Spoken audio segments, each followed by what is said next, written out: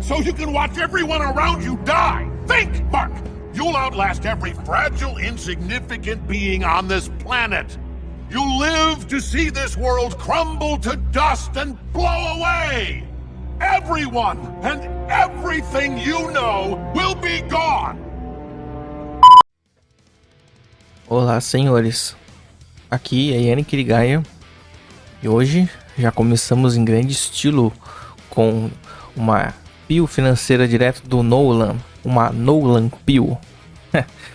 Enfim, para quem já foi um pouco com a cara do vídeo anterior, carro é para otário, deve ter pensado também assim: nossa, e como que é o caso então, Yanni, se eu fosse financiar uma casa?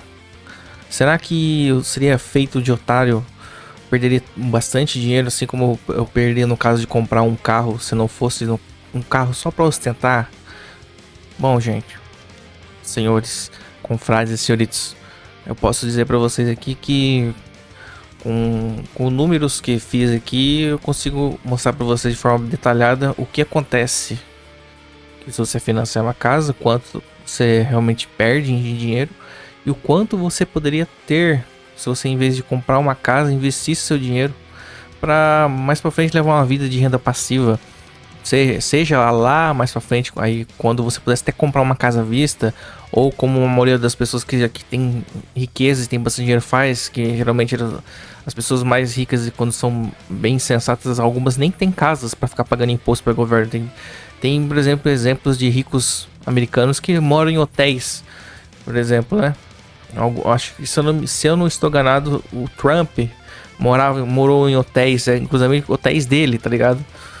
Então, enfim, vamos trazer aqui para vocês a parte que os nossos amigos, que amantes dos números mais gostam, que é as planilhas. Então, senhores, eu estou aqui com vocês com mais uma tabela Excel, onde eu peguei um simulador de financiamentos, peguei taxas e também vou me basear aqui como se eu estivesse financiando uma casa pelo banco.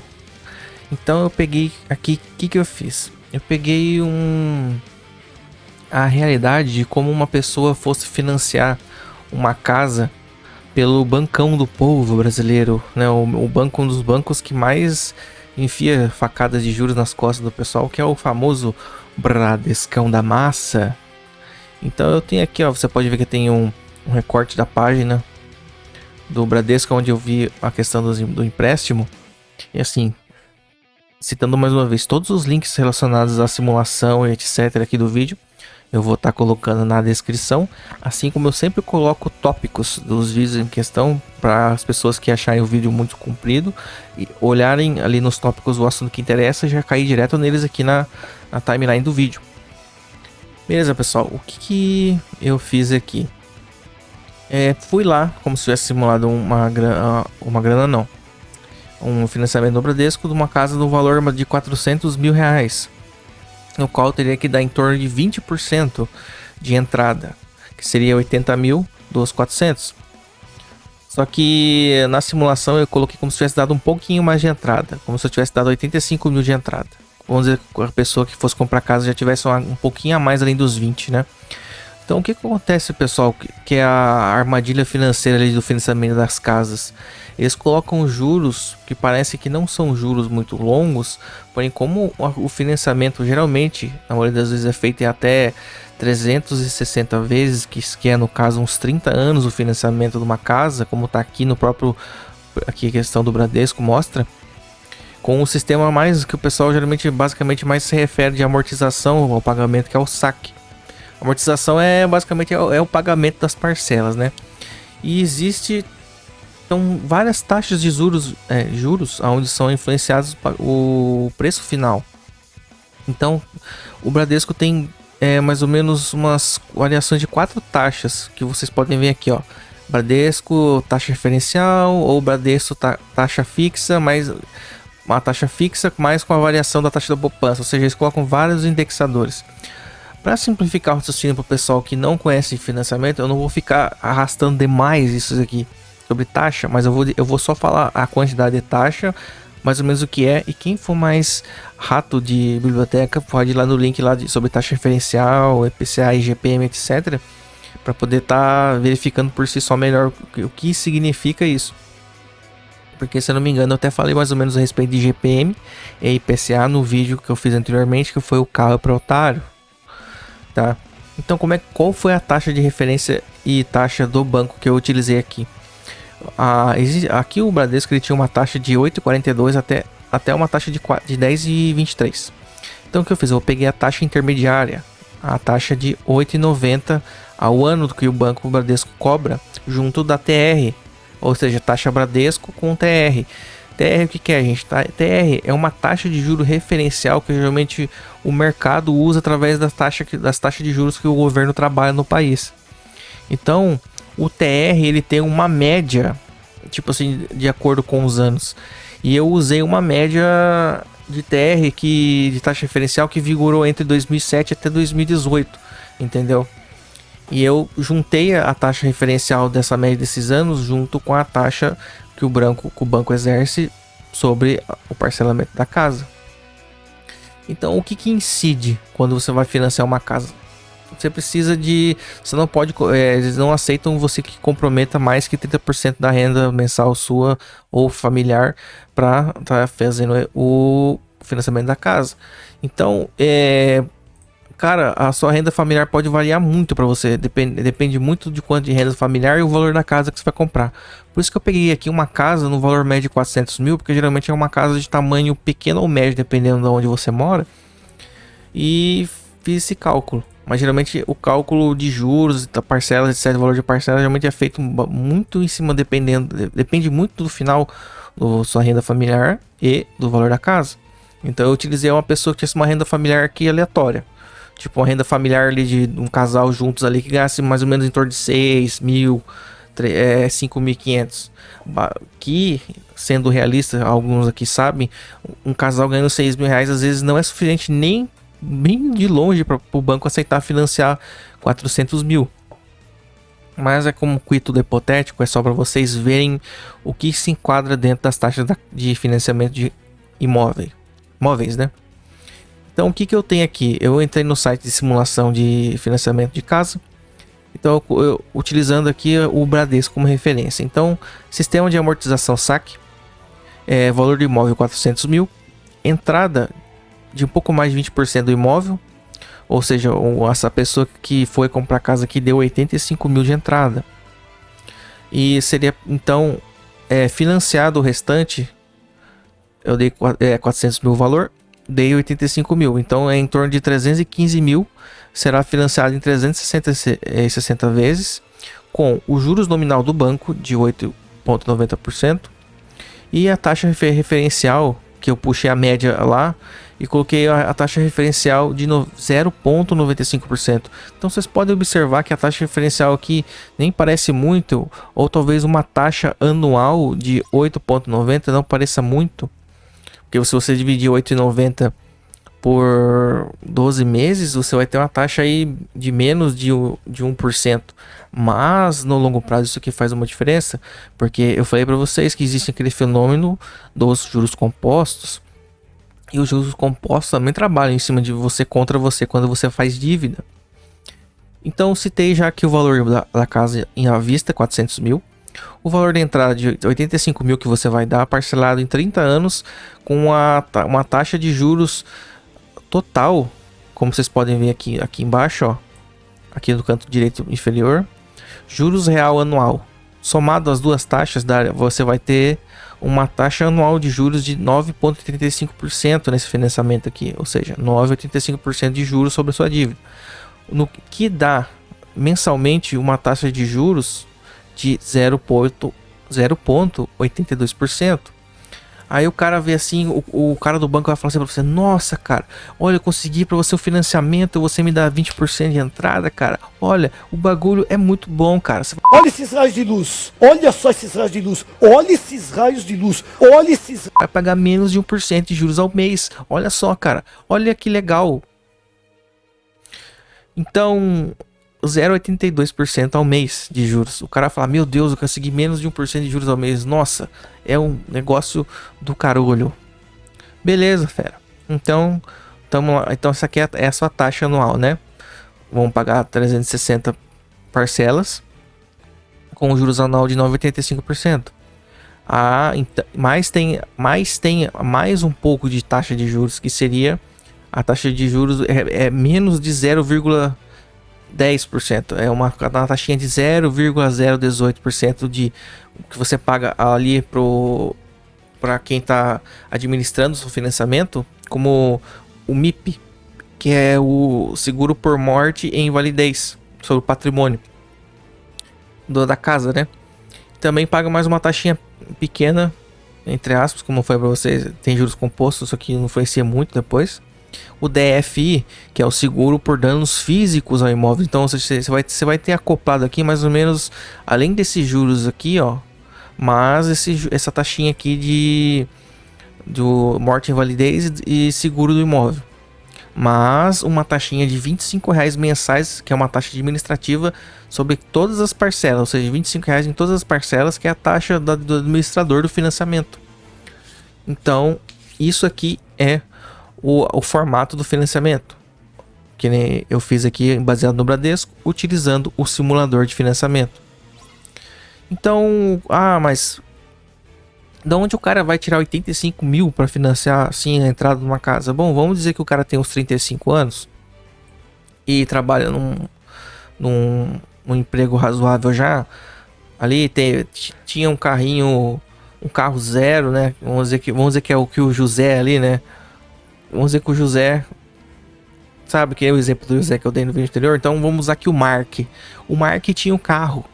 Então o Mark, ele resolveu financiar a casa aqui e utilizar aquela manobra de poder pegar o FGTS para poder dar uma entrada numa casa. Então o que acontece? O Mark vai lá, vende o carro dele, junta com o dinheiro da poupança e mais o FGTS e o dinheiro do carro que ele vendeu lá. Ele falou que ele pensou assim: eu vou vender meu carro, vou pegar meu FGTS, vou comprar uma CGzinha e vou ficar andando de CGzinha por enquanto para trabalhar e vou dar aqui 85 mil para financiar a casa. Beleza, Mark, ó, sem palavras. Então o que acontece com o Mark aqui depois de 30 anos? Então o que eu vou mostrar para vocês aqui é o que acontece no final desse financiamento aqui, tá? Então, ó, descer aqui para vocês, ver se eu consigo aumentar a tela um pouquinho aqui nessa parte. Opa, melhor aqui, ó. Então, olha o que sucedeu, né? O financiamento,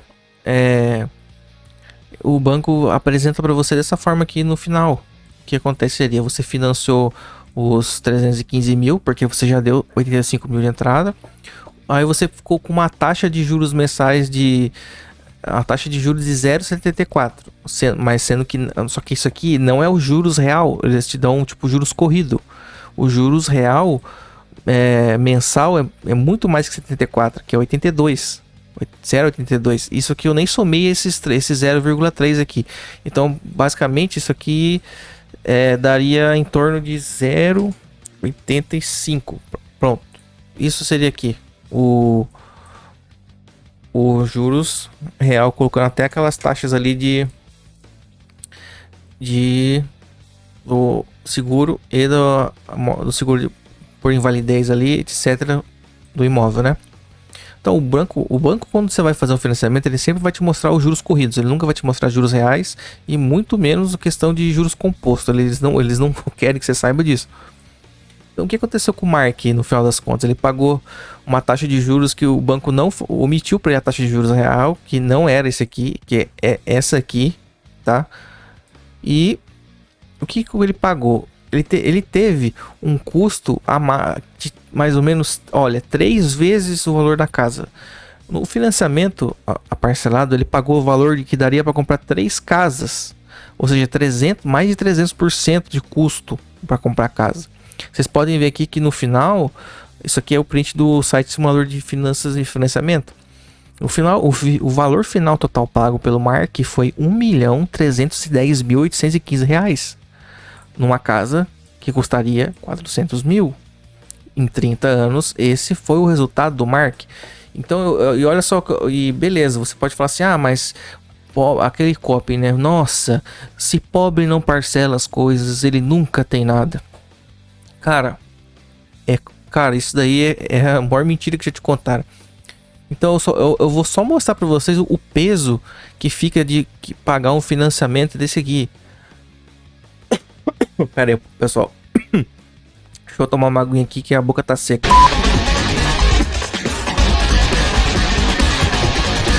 Pronto. Dá aquela molhada no bico, né? Agora eu vou mostrar pra vocês a questão das parcelas. Olha só. Olha só, pessoal.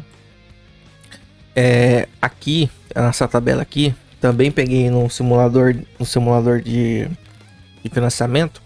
E olha aqui como que fica o valor que você paga por mês. Para vocês verem como que não fica nem um pouco razoável isso aqui para uma pessoa que ganha, nem que seja uma renda familiar de 6 mil. Teria que ganhar 2 pessoas que ganham, tipo, ter um trabalho concursado muito bom para aguentar pagar isso aqui. Olha só, quantidade de parcelas, né? Olha aqui, ó. Eu vou arrastar até embaixo aqui, ó. Uma até o final ali, 360 parcelas, tá vendo aqui, ó? Então, beleza. Como que começa isso? Olha só. Olha o valor da parcela, 6.300. Olha o quanto de juros que já tem, 2.300. Isso aqui é amortização, realmente a parcela real do valor da dívida, entendeu? Isso aqui é o valor da casa. O resto é só juros, taxa de invalidez e daquele seguro lá de morte da casa, né? A taxa de administração e a taxa referente, que é aquele TR que eu falei para vocês. Ou seja, isso aqui de juros é o juros daqueles 8 e pouco do banco. Isso aqui é o TR, entendeu? Então repara só, R$875 dessa parcela aqui só é o valor da casa. O resto é só juros e taxas. Olha só. I can always start again. Make another kid.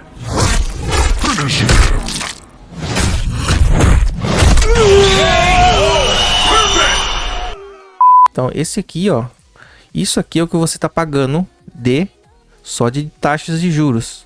Olha só, 5 mil por mês no começo do financiamento. E só isso aqui é a amortização real da dívida da casa. Olha, para vocês verem como é fodendo de pesado.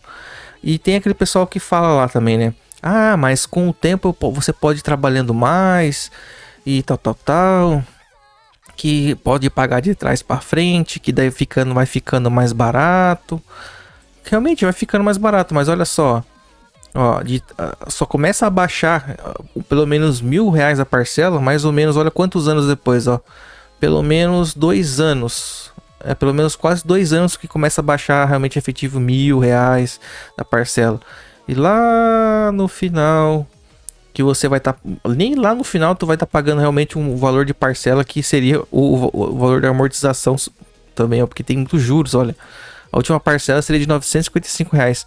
Então, mas dá para pagar essas parcelas finais aqui, que são as mais baratas, de trás para frente, no carnezinho lá do banco, não sei o que. Cara, tá bom, vai nessa.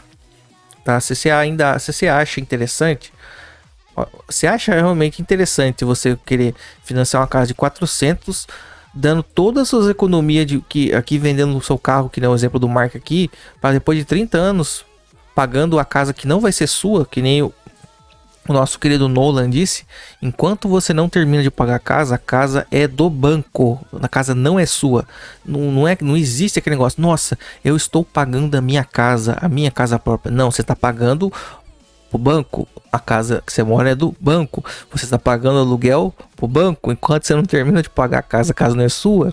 Experimenta no meio aqui, ó, dessas parcelas aqui, ó, tu perder teu emprego lá no meio aqui, ó, e não conseguir pagar mais uma parcela, por exemplo, de R$4.735 aqui, se o banco não vai leiloar a tua casa, aí você vai ficar com o quê? Diz pra mim. Trabalhando em 2 empregos, lá trabalhando, não sei, vamos dizer que você é um engenheiro numa empresa, ainda tem que sair do trabalho de engenheiro e ficar trabalhando de Uber para conseguir pagar a tua casa lá. Fora se o cara for casadinho ainda, né? E tipo, meio que se foder lá, tendo que aguentar a honradinha dele, querendo fazer que nem o José comprar o carro, e ainda vai lá e arruma 2 catarrentos. Nossa, é o melhor cenário possível para o cara não ter patrimônio de verdade. O cara vai perder lá dos 30 anos dele de vida até os 60 anos pagando o valor de 3 casas numa casa. E ele já vai estar no final da vida como idoso já. Ou seja, ele está colocando a liberdade dele, ele tá dando o financiamento, além de você pagar caro juros pra caramba, você tá comprometendo a sua liberdade em muitos anos pra ter que ficar escravo de dívida, cara. Eu não acho isso saudável nem um pouco, cara. O meu sentimento de liberdade de escolha é muito maior do que a ambição, cara, de pessoas que acham que isso aqui é vantagem. Para algumas pessoas pode falar assim, ah, mas é vantagem, foda-se. Tá, cara, parabéns pra você. Só que eu agora... Eu vou começar com vocês aqui e vou mostrar o seguinte para vocês. Agora eu vou pegar um exemplo aqui para vocês de uma pessoa que, em vez de pegar exatamente esse dinheiro aqui de 85 mil e investisse em ações que pagam dividendos, e em vez que além desses 85 mil, essa pessoa pegasse o valor que seria realmente da parcela de uma casa, ou seja, 800 e uns quebrados, e fizesse aportes todo o mês desse valor aqui. Entendeu? Aí eu vou me basear no que para falar isso para vocês? Bom, gente, eu sou sempre munido de dados, porque eu gosto muito de dados, né? Então, o que acontece? Eu peguei um exemplo para simular aqui para vocês. Se uma pessoa que morasse pagando aluguel, já que dizem tanto que você pagar aluguel é desvantagem, eu vou mostrar para você o quanto uma pessoa pagando aluguel que investisse da mesma forma que o Mark fez lá comprando a casa, investindo lá 800 e poucos reais, enfiando mais 85 mil, como tá aqui, ó, que eu coloquei no simulador de juros, a mesma coisa que o outro fez lá, ó, FGTS resgatado, mas somado a venda de um carro para investir. E vamos dizer que essa pessoa ganha um salário hipótese de 3 mil. Então, o que eu peguei aqui? Eu fiz pesquisa a respeito do valor de aluguel do metro quadrado num estado mais genérico, que seria o estado de São Paulo. Então, vocês podem ver aqui na tabela, ó, o valor de casa com 2 dormitórios, 3 dormitórios por metro quadrado. Por exemplo, aqui eu vou falar só da casa de 2 dormitórios para citar como exemplo, para quem não tá vendo, tá? Quem tá enxergando a tabela aqui vai conseguir poder pausar o vídeo também aqui e verificar melhor. Na zona norte de São Paulo, o metro quadrado ele tá em torno ali de 18,60 na zona norte, na zona sul 22,30, zona leste 17,20 e zona oeste é R$20,50. Então o que eu fiz aqui? Eu peguei ainda o valor mais caro de casas, que seria o caso da zona oeste, tá, gente? E baseado nisso aqui, eu vou fazer o cálculo aqui para vocês. Então vamos voltar aqui, ó. Então, como eu falei, eu tenho o valor de metros quadrados aqui do estado de São Paulo e simulei aqui a pessoa como se ela estivesse morando sozinha ou com pessoas pagando aluguel, né? Então repare que tem uma tabela aqui, ó, toda com setas, indicações, e eu vou estar explicando para vocês aqui, ó. Por exemplo, então em São Paulo, um kitnet de um quarto, aqui tem o tamanho em metros quadrados, né, que eu usei o cálculo aqui, então tudo aqui tem fórmula, tá? Então, tipo, um quarto de uma kitnet lá em São Paulo, em teoria, deveria ser R$820. 2 quartos, 1.640, no caso de uma casa pequena. 3 quartos com 2 vagas de carro, o tamanho médio, aluguel 2.000. 3 quartos e 2 vagas de uma casa grande, 4.675 de aluguel. Então eu peguei aqui em tudo isso aqui e peguei assim, quais seriam as formas mais vantajosas de menos gasto para se morar de aluguel, por exemplo, nesse exemplo em São Paulo, com aquele baseado naquele valor ali de ganhar 3 mil de salário hipótese, né? Então as opções mais vantajosas que tem pro sujeito é o seguinte: ele poder morar numa casa pequena com 2 colegas, e isso daí vai saindo para ele o custo de aluguel de 820.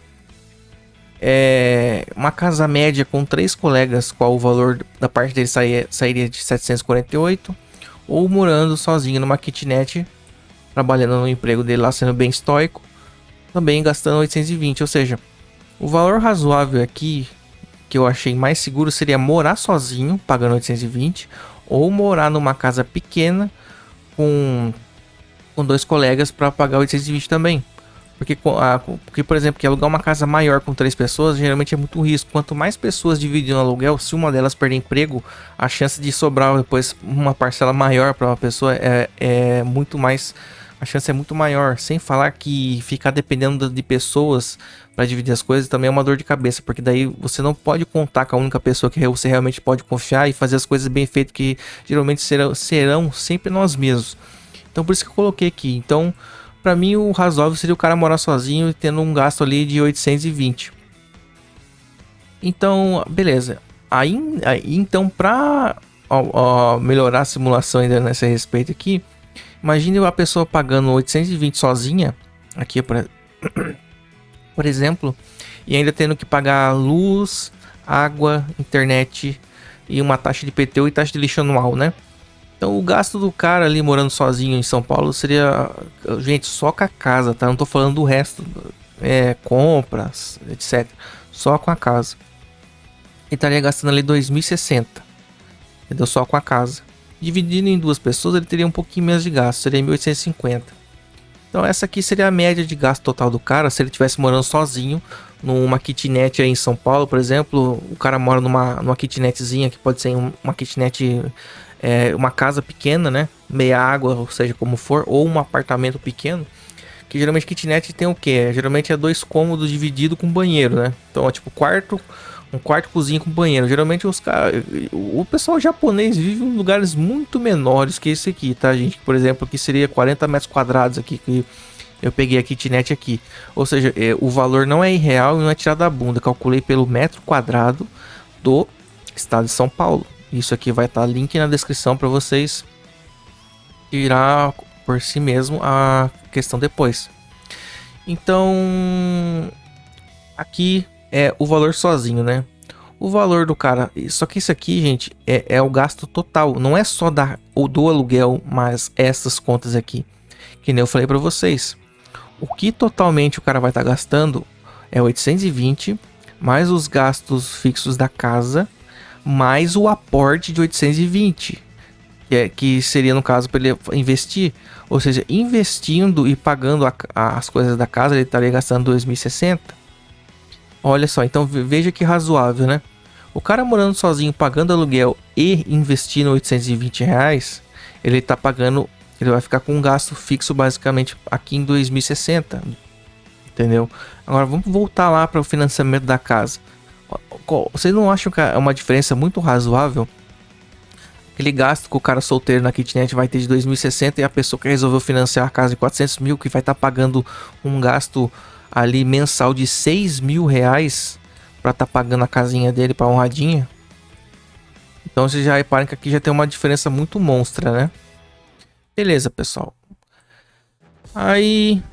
que mais que eu coloquei aqui, né? Então a gente sabe que 2.060 seria o valor que o cara gastaria para pagar a casa de aluguel, os gastos da casa que ele mora de aluguel e aportando 820. Então eu tirei um raciocínio aqui interessante só para dar mais uma melhor noção pro pessoal, né? Qual que seria o salário ideal para a pessoa investir numa situação dessa aqui em São Paulo, por exemplo, se ela morasse sozinha? Como eu já coloquei ali para vocês de começo, eu me baseei no salário hipótese de uma pessoa sozinha. Seria o ideal ela ganhar aproximadamente de 3.000 reais. Para uma pessoa que mora com os pais, ela teria que receber uma faixa salarial ali média, bruta, de R$ 1.400. Mas como é que eu me baseei nesse cálculo aqui? Eu me baseei que morando com os pais você não tem que pagar aluguel, você tem uns custos menores. Geralmente você divide as contas com seu pai. Caso você tenha pai, eu espero que você tenha pai, né? Porque se você for filho de Missol, as coisas provavelmente vão ser muito mais difíceis para você. E eu até vou estar bastante surpreso em você ter vindo parar no meu vídeo aqui, porque geralmente pessoas criadas com mães solteiras são pessoas muito sofridas, né? Que tem uma mentalidade dificilmente...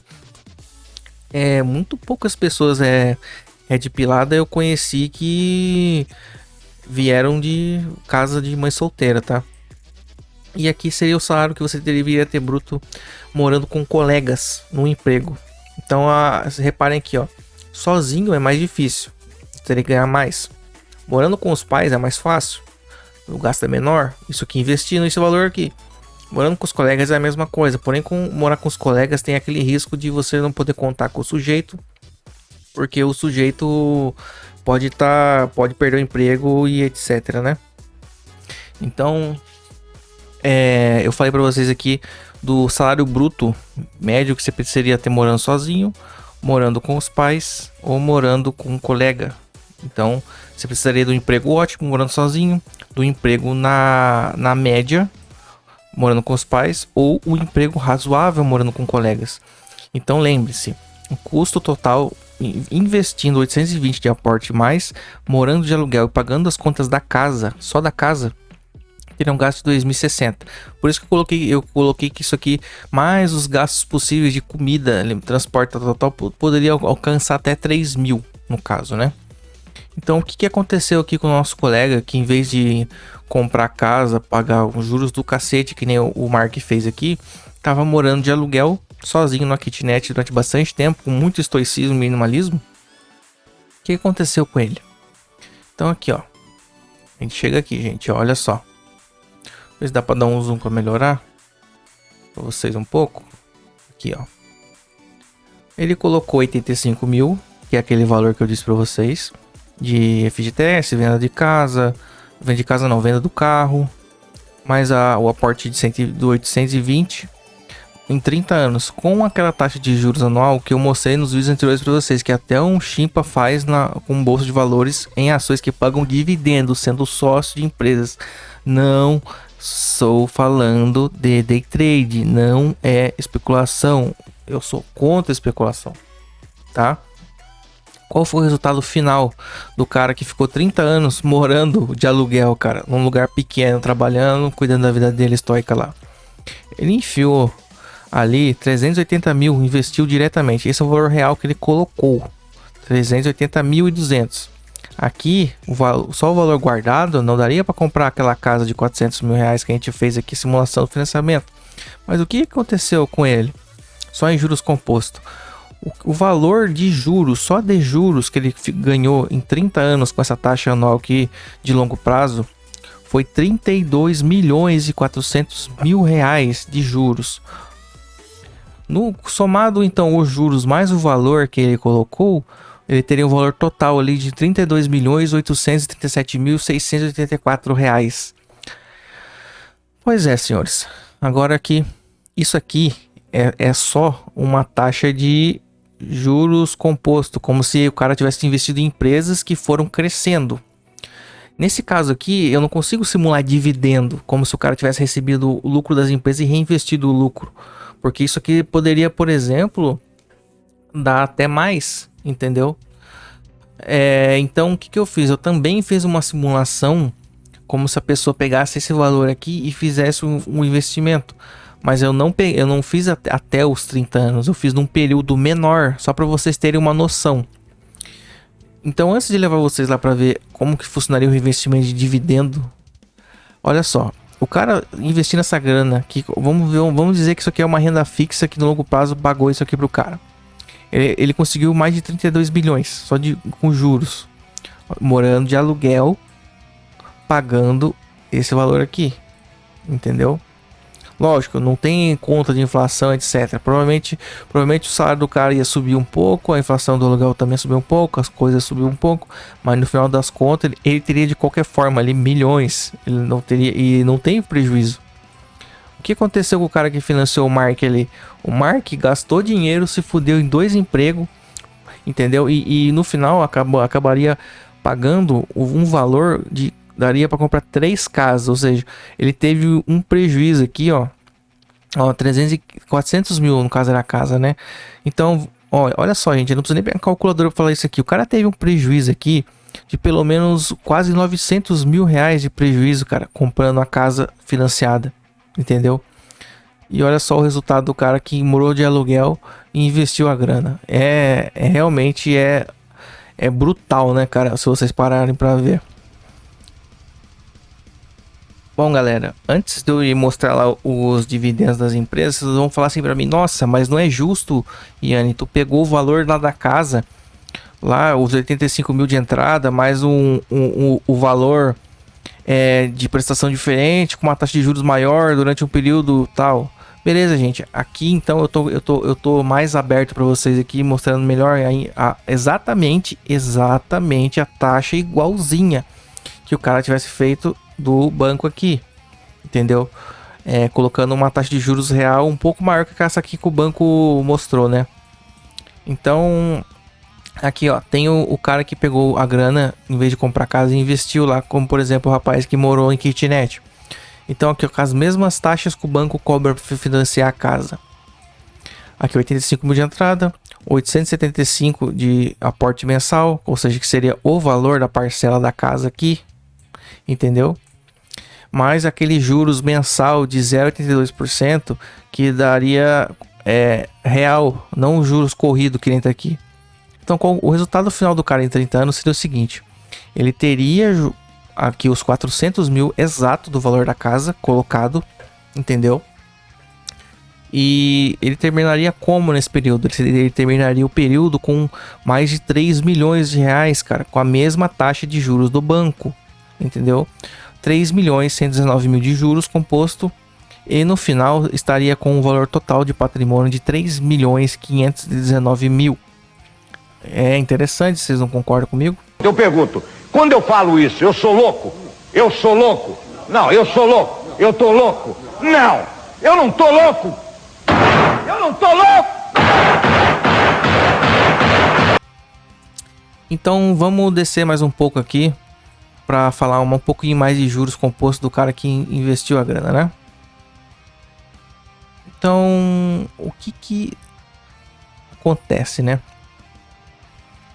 O cara que investiu a grana, né? No caso daquela taxa que eu falei, se ele tivesse investindo em bolsa, que no caso é que essa taxa aqui, né? Se o cara tivesse investindo em bolsa, lembra que eu falei que em 30 anos ele teria 32 milhões? Com aquela taxa de bolsa que até Chimpa tira. Isso é fazendo um aporte um pouco menor, mas dando a mesma entrada. Então aqui acontece. Eu tenho uma tabela gráfica aqui de 15 anos de juros composto. Entendeu? Olha, em 15 anos fazendo aquilo de lá, vamos ter aqui o raciocínio comigo. O valor investido nesses 15 anos foi de 232 mil, ou seja, metade do valor que ele gastaria na casa em 15 anos. O rendimento em juros disso daí em 15 anos, olha aqui, ó. Olha como é que o juros composto é um negócio que é exponencial, desculpem. Com esse valor de 15 anos de aporte com juros composto que deu para ele 1,8 milhão, com esse valor ele poderia comprar uma casa e meia à vista. Mesmo se durante esses 15 anos a economia tivesse sofrido 250% de inflação no período. Como foi que eu calculei isso daí? 1,38 de inflação mensal durante 15 anos, ou 16% de IGPM, né? Que no caso, esse 16% de IGPM é diluído em 180 meses, que daí no caso chegaria próximo de 1,38 ao mês. Que realmente, geralmente é uma taxa de inflação até que não é pequena. Ou seja, mesmo o cara... Ou seja, mesmo com a inflação, entendeu? Em cima do cara, o cara aportando e os juros compostos faz o cara atropelar a inflação, entendeu? Mesmo assim ele compraria a casa no valor futuro com inflação, uma casa e meia. Vocês entenderam? Olha só, cara, como que investir a grana para você poder ter suas coisas no futuro é melhor. Com esse 1.800.000 aqui, daria para o cara comprar uma casa e meia no valor futuro, depois de 15 anos ainda. Vocês acham que compensa realmente financiar uma casa para acabar tendo prejuízo de basicamente 900 mil reais aqui, ó, em 30 anos financiado pelo banco? Eu já não... Eu acho que comprar casa é coisa de idiota. Então eu não tenho nem muito o que defender aqui, entendeu? Se você pode morar de aluguel consegue pagar aluguel sozinho e sobra dinheiro para investir, se você não consegue morar sozinho, mora com os pais, aí se morando com os pais consegue investir e tal, fica com seus pais, cara, conversa com ele, caso você, não sei quantos você tem, 18, 16, 15, 20, entendeu? Você tem seu planejamento, foda-se os outros, cara. Ah, fulano tem que ter casa lá pra ter família, cara. Aí, filho, quando você vai me dar netinho? Ah, você não tem carro. Cara, pega esses copinhos aí, cara, amassa eles bem amassadinho e enfia no rabo do pessoal que fica te falando isso. Você vai poder, se você investir, você vai estar fazendo isso daqui, ó, em silêncio, cara. Ninguém vai estar nem sabendo que você está fazendo isso aqui, ó, juros compostos, investindo, podendo pôr em bolsa e ter um retorno de juros compostos absurdo esse aqui, ó. Fica milionário quietinho, cara, estoico na tua, não conta pra ninguém, cara, entendeu? É assim que as coisas funcionam, sem apostar, sem correr risco, colocando os fatores a seu favor, entendeu? Então, gente, sem mais ficar enrolando, eu vou pegar aqui agora, eu vou abrir o site dos meus dividendos. Eu vou mostrar para você, num período bem menor que 30 anos, o que aconteceria com o cara se ele tivesse aportado em empresas que pagam dividendo e reinvestido o valor dos dividendos. Beleza, galera, eu tô com o site aberto aqui. Então, como eu falei para vocês, gente, para mim fazer lançamento de 30 anos, gente, dá um trabalho enorme de, tipo, acho que talvez dias para mim simular 30 anos exatos de reinvestimento de dividendo, mas pode ter certeza que ia passar muito mais do que aqueles 32 milhões do cara que conseguiu só 20% anual, que é uma taxa anual ridícula, cara, para quem investe em ações que pagam dividendos no longo prazo. Então, o que eu fiz aqui na simulação do site dos meus dividendos? Eu simulei aqui 10 anos, que o rapaz lá que mora sozinho investiu só 10 anos, que não é um período tão longo assim. Não é 10 anos, não é muito nem para quem é novinho, tem 20 anos, nem para quem tem 40 anos, por exemplo, que pode começar até depois dos 40 a fazer isso aqui. Não importa a idade que você tem. Então eu vou explicar para vocês aqui o tipo de compra de ação que ele fez, quais ações e como que isso sucedeu aqui. Então vamos dizer que 10 anos, né? Começaria em 2011 e termina em 2021. Então o cara pegou aqueles 85 mil, os mesmos 85 mil, que o cara lá poderia financiar a casa e que o cara do que morou no aluguel botou numa renda fixa que depois ele conseguiu 20% ao ano, que deu aqueles 32 milhões, né? Então, o que ele fez primeiro em 2011 aqui, ó, data 2011 aqui, ó, são 3 empresas. Ele dividiu os 85 mil reais em 3 empresas, em que deu um aporte de mais ou menos um pouco mais de 28 mil reais em cada empresa.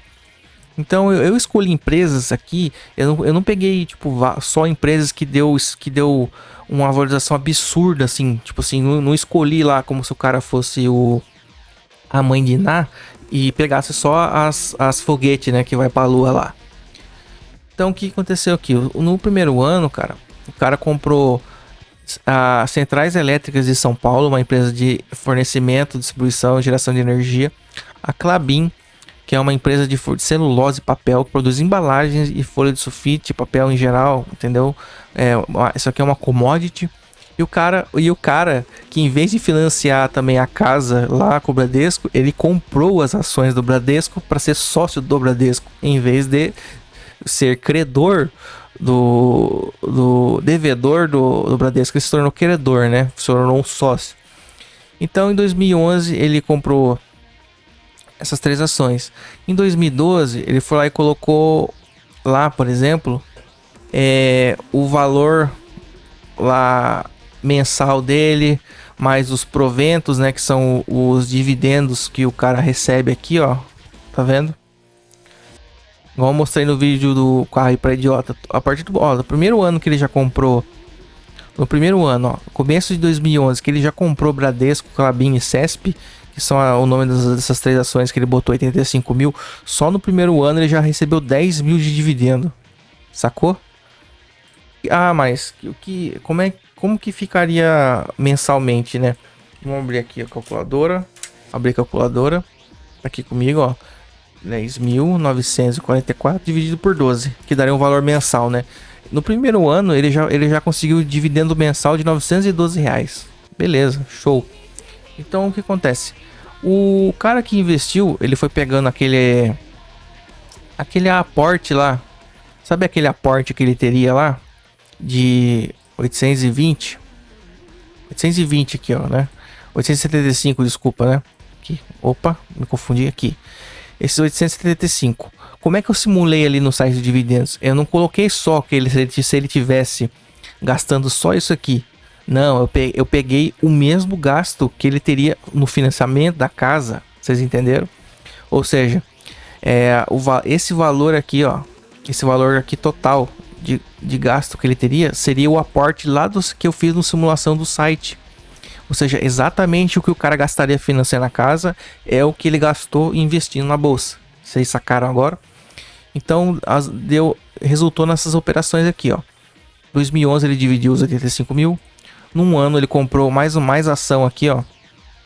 Ou seja, ele investiu parte dos dividendos, não todo aquele dividendo lá, porque aqui eu fiz de uma forma como que seria o quê? O cara, ele não investiu todo esse dividendo aqui de novo. Ele investiu parte do dividendo e parte do dividendo que sobrou ele pegou para gastar. Ou seja, ele tava investindo e tava ganhando um retorno muito rápido com isso. Se eu fosse simular o cara que não tira R$1 do dividendo para gastar, isso aqui teria dado muito mais no final. Beleza, então no ano ele comprou uma empresa. Em 2013 ele comprou outra. Aqui, ó, vamos falar o nome das empresas, né? Em 2012 ele comprou Copasa, uma empresa de saneamento básico de Minas Gerais. Aqui ele comprou ações em 2013 do Santander. Aí em 2013 ele também dividiu o aporte dele de 2013 na Transmissão Paulista, uma empresa de energia elétrica. Em 2014 ele pegou aquele aporte todo lá do gasto de financiamento que veio de financiar a casa, investiu. Comprou em 2014 ações da Consul Electrolux, que é aquela empresa que fabrica geladeira, máquina de lavar, fogão, etc. aqui no Brasil. Em 2015, o aporte dele foi na B3, ou seja, se tornou sócio da própria Bolsa de Valores. Em 2016, ele se tornou sócio da SLC Agrícola, que é uma empresa que é do agronegócio do Brasil. Em 2017, na Equatorial Energia, uma empresa de energia elétrica, distribuição, geração e transmissão de energia do Pará. CPLE 3, em 2018, Centrais Elétricas do Paraná, uma empresa também de energia elétrica do Paraná. Em 2019 ele investiu na Vale do Rio Doce, que todo mundo conhece a Vale, que é a empresa que fornece a maior parte dos minérios e exporta do país para fora. Em 2020 ele investiu na Gerdau, também uma empresa de mineração e fornecedora de chapas de aço, também é uma commodity de minério igual a Vale. Isso em 2020, ele teve um aporte de 9 mil. Repare que os aportes aqui anuais estão bem parecidos, tá? Os aportes que estão menos aqui, que nem esse aqui, 4 mil, ó. Repare que em 2013 esse cara aqui dividiu o aporte em 2 ações. Isso aqui foi para simular como se o cara não tivesse só comprando uma ação só, às vezes querendo comprar 2 no ano, com um aporte anual, só anual, entendeu? Tipo assim, em vez do cara pegar aqueles R$872 e investir todo mês, ele juntou isso o ano inteiro e foi e comprou no único mês, ele foi e comprou tudo numa tacada só, junto com esse valor aqui, mais aquela grana que ele juntou, né? Vamos dizer assim, né? Que ele poderia ter juntado daqueles 800 e poucos mil lá. Então, no final das contas, o que aconteceu, né? E a última ação que eu comprei em 2021, Card System, é uma empresa que fornece certificados digitais para transações eletrônicas, tá? Talvez o pessoal que gosta de comprar criptomoeda deve ter ouvido falar da Card System. E assim, ela trabalha mais com certificados digitais e também validando transações eletrônicas, por exemplo, feito por cartão de débito, crédito, naquelas maquininhas de cartão, né? Então beleza, o resultado final do cara que investiu na bolsa só em 10 anos, ele gastou aqui, ó o gasto que ele teve só, R$168.621. Ele recebeu só de dividendo mais de 400 mil em 10 anos, ou seja, o cara, lembra que eu falei para você que o cara aqui nessa simulação, ele nem gastou o dividendo direito para investir, porque você pode ver que os aportes aqui tá pequeno, não tá no meu valor do dividendo, eu coloquei valor menor. Depois dos 85 mil, ali só 9 mil, 9 mil nesse ano, 9 mil nesse ano, 9 mil nesse ano. Vocês repararam? Só que de dividendo anual aqui, o cara já tava recebendo 10 mil de dividendo, 16 mil de dividendo, 26 mil de dividendo depois, 32 mil de dividendo, depois 40. O dividendo do cara foi crescendo porque ele foi comprando mais ações. Então, o final da história do cara qual que é? Em 10 anos, só 10 anos, ele teria só de dividendo 426 mil. Isso aqui estaria na conta dele, porque eu falei, ele não gastou tudo. Voltamos lá na tabela. Quanto que custa a casa? Financiada em 30 anos? 400 mil reais. 10 anos de investimento em bolsa. Esse cara aqui poderia já ter a grana. Eu ainda consideraria uma cagada pegar esses 400 mil aqui e comprar casa. Porque no meu pessoal eu pegaria todos esses dividendos acumulados aqui, ó, que deu esse valor aqui, e comprado mais ações, porque daí eu ia receber nos próximos anos um dividendo muito maior. E reparem só o seguinte, ó, no último ano de investimento desse cara aqui, mesmo não investindo no dividendo, ele já estaria recebendo um dividendo anual de 121 mil reais, cara. Isso é grana que não é pouca, né? Então vamos aqui, né, gente? O cara, vamos basear nesse exemplo aqui, ó. O cara investiu 10 anos na bolsa, o mesmo valor que ele gastaria com financiamento. Ele teve um lucro final de 1.759.000. Ele estaria recebendo de dividendo no último ano já 120 mil de dividendo. E teria 400 mil guardado, que ele não reinvestiu. Ou seja, o cara nesse caso aqui poderia ter comprado a casa à vista, entendeu? Sobrado um pouco de dinheiro e ele estaria recebendo uma renda mensal já. Então vamos dividir esse valor de 121 mil aqui em 12 meses, que daria uma renda mensal para o cara. O cara, olha só, o cara nesses 10 anos, além de poder comprar a casa à vista, ele poderia ter parado de trabalhar aqui em 2021, porque o tanto de dividendo no anual que ele estaria recebendo seria o valor de, ó, eu tirei aqui, mas eu sou um animal, né?